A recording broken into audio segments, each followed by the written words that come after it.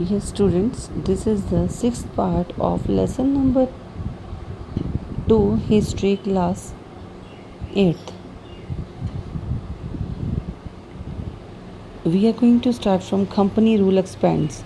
Company means Britishers, they came in India as a company, and every company has some rules. Okay, but Britishers came in India with their company for the purpose of trade, and they made some rules for his company. But how they have expanded in India, that we are going to discuss. Clear?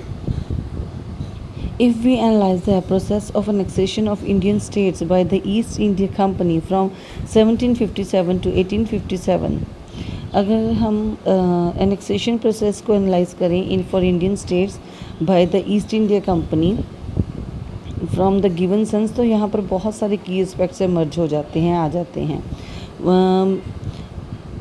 Annexation means rule forcefully on any country, any state, any territory. Okay. Sorry. It used a variety of political, economic, and diplomatic methods to extend its influence before annexing an Indian kingdom.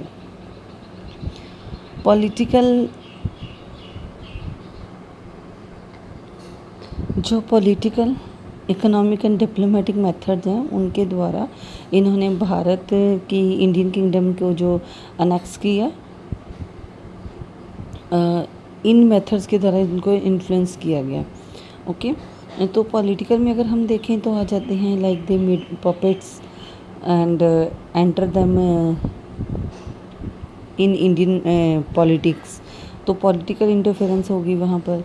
Economically अगर देखा जाए तो उनको revenue मिलने लग गया, दीवानी मिल गई उनको, तो इनके ज़रिए उन्होंने टैक्सेस बढ़ा दिए, लोगों से टैक्स लेने शुरू कर दिए, पैसा अपना इकट्ठा करना शुरू कर दिया.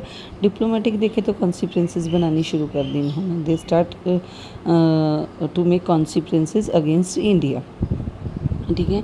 तो as we read in previous video for the battle of Buxar, it was the famous battle like Plassey in 1764. तो अब इसमें क्या किया, कंपनी ने अपने रेजिडेंट्स अपॉइंट किए इन इंडियन स्टेट्स.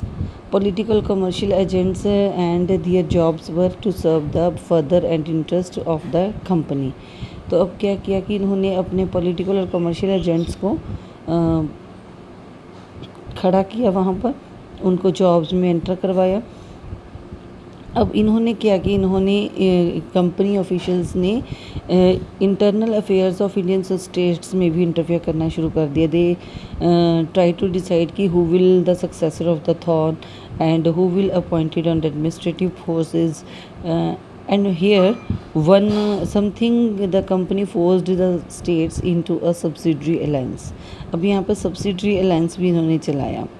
ठीक है. According to the terms and the conditions of this alliances, इस अलायंस के कुछ टर्म्स और कंडीशंस थी कि इसमें क्या था कि जो इंडियन रूलर्स हैं, they are not allowed to have their independent arm force. मतलब इनको अपनी सेफ्टी के लिए जो अपनी इंडिपेंडेंट आर्मी जो बनाते हैं, इसकी इनको अलाउड नहीं है. अब कंपनी खुद इनको प्रोटेक्ट करेगी. ओके. और बदले में क्या हुआ, बदले में हुआ कि सब्सिडरी फोर्सेस जो होंगी वो उनको पे करनी पड़ेगी. मतलब जो फोर्स ये उनकी प्रोटेक्शन के लिए लगाएंगे इंडियन रूलर्स की, तो बदले में इंडियन रूलर्स को क्या करना होगा, उसके लिए पे करना होगा. और पेनल्टी के तौर पर अगर कोई पे नहीं कर पाएगा तो उन्हें अपनी टेरिटरी जो है वो उनको देनी पड़ेगी. ठीक है. Here one good example we can see Richard Wellesley, the governor general जो थे, द नवाब ऑफ अवध जो थे, वो दे नहीं पाए इसको, जो पेमेंट कर नहीं पाए, तो उनको अपनी टेरिटरी फोर्सफुली जो है उनसे ले ली गई. Okay. Hyderabad also the good example of this. अब इसके बाद हम पढ़ेंगे Tipu Sultan, the tiger of Mysore. The company restored to direct military confrontation when it saw a threat to its political and economic interests. This can be illustrated with the case of the southern Indian state of Mysore. Mysore has grown in किसकी leadership में में जो था मैसूर वो इतना strength वाला बन गया था और स्ट्रेंथफुली ग्रो हो रहा था। वहाँ पर दो पावरफुल रूलर्स थे like Hyder Ali and his famous son Tipu Sultan. Hyder Ali ने 1761 से 82 तक किया राज और टीपू सुल्तान ने 1782 से 1799 तक किया। इन्होंने Mysore controlled the profitable trade of Malabar coast, where the company purchased paper and cardamom। अब उसके ऊपर पूरा कंट्रोल कर रखा था मैसूर के ऊपर, इसके मालाबार कोस्ट के ऊपर कंपनी ने। यहाँ से वो पेपर एंड कार्डमम यानी कि इलायची खरीदते थे। अब टीपू सुल्तान ने क्या किया, उसने अपनी मैसूर में से sandalwood Chandan, paper and cardamom इलायची और काली मिर्च और इलायची दोनों और चंदन की लकड़ी, ये सारी जो अपने पोर्ट के ज़रिए अपने किंगडम में से एक्सपोर्ट करनी बंद कर दी। और उसने डिसअलाउड कर दिया मर्चेंट्स को, लोकल मर्चेंट्स को, that they are not allowed to trade with company. Okay, he also established a close relationship with the France in India and modernized his army with their help। तो वो उसने अपनी help के साथ उसको modernise कर दिया, फ्रांस की हेल्प के साथ अपनी आर्मी को मॉडर्नाइज कर लिया। अब इससे क्या हुआ, ब्रिटिशर्स डर गए, फेरिस हो गए। उन्हें लगा कि हैदर शेख और टीपू जो हैं, they are both of them are ambitious, arrogant and dangerous and they can crush us, they can control us. So यहाँ पर फिर कंपनी की तरफ से मैसूर के साथ 4 फाइट्स हुई। तो 4 फॉर्ट्स वर in between Mysore and company। तो the years they have given here you may read once। इनको देखो, ज़रूरी है इनकी डेट्स भी याद रखना। ओके, तो it will be easy for you. तो एक पैटर्न के आधार पर देखो, पहले कौन सी हुई, दूसरी कौन सी हुई, तीसरी कौन सी हुई, चौथी, ये आपसे क्वेश्चंस पूछे जा सकते हैं कंपटीशन में। Only in the last the battle of Srirangapatna जो थी, उसमें कंपनी जो है वो जीत गई और टीपू सुल्तान जो हार गए। अब फिर उनके हारने के बाद इन्होंने इसके ऊपर अपना कंट्रोल कर लिया। ठीक है, यहाँ पर एक दी गई लेजेंड ऑफ टीपू कि जो एक बार ये फ्रांस के जंगलों में घूमने के लिए गए, तो वहाँ पर क्या हुआ, one tiger came in front of them, came face to face with him, but his gun was not working there, his dagger fell on earth without his arm। He fought with the tiger until he has not killed him। Finally he was able to kill the tiger in the battle। After this he came to be known as the Tiger of Mysore। He had the image of tiger on his flag also। तब से उनके flag के ऊपर भी उनकी image जो है वो टाइगर के रूप में बनती है। तो यहाँ पर दिखाया गया है कि देखिए टीपूज टाइगर। तो यहाँ पर दिखाया गया कि हाँ, एक टॉय टाइगर जो है वो टीपू को मार रहा है। क्यों, ये इसलिए दिखाया गया है क्योंकि ये जो उनका टॉय टाइगर का जो फिगर है, ये वाली जो है कहाँ पर रखी हुई है आज के टाइम में, Victoria and Albert museum in London. British took away, Britishers अपने साथ इसको ले गए थे जब when Tipu Sultan died defending his capital Srirangapatna on 4 May 1799। तो अपने साथ ले गए थे इसको, वहाँ पर म्यूज़ियम में इसलिए रखा गया दिखाने के लिए कि जिसको इंडिया में टाइगर ऑफ मैसूर बोला जाता था, उसको उन्होंने युद्ध में हरा दिया है और उसको मार दिया है। They want to show his power. और यहाँ पर एक और दी गई है, एक फिगर दी गई है यहाँ पर, फिगर नंबर 8।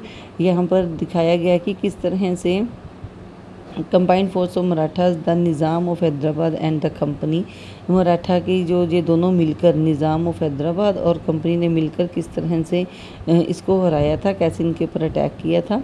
और Tipu was force to sign, तो इनको फोर्सफुली उनसे एक ट्रीटी साइन करवाई गई थी और उनके दोनों बेटों को जो है ब्रिटिशर्स अपने साथ ले गए थे। तो this type of the painting always always जो हैं इस तरह के सीन्स जो हैं ब्रिटिशर्स अपनी पावर दिखाने वाले पेंट करना हमेशा पसंद करते थे। This is the by this picture they are showing their powers. ठीक है, तो इस तरह की ये पेंटिंग जो है किसी ब्रिटिशर के द्वारा बनाई गई है। And turn now next page. On next page we are going to read about the powers of about the war of the Marathas. अब यहाँ पर From the last 18th century, the company also sought to curb and eventually destroy Maratha power with their defeat in their third Battle of Panipat in 1761. The Marathas dreamed of ruling from Delhi was shattered. They were divided into many states under different chiefs. ठीक है, तो यहाँ पर step by step जो हैं इनके होते गए, तो चलते रहे। इनमें इनकी जो सिंधिया, होलकर, गायकवाड़, भोंसले, इस तरह से 4 कैटेगरीज बनी। तो स्टेप बाय स्टेप कैसे कैसे, ये देखो यहाँ पर पहले साल्बिया में ट्रीटी एक साइन हुई, फिर second Anglo resulting in Britishers gaining Odisha and territory north of the Yamuna river included Agra and Delhi. Finally the third Anglo Marathas war of 1817 to 19 crushed Marathas power.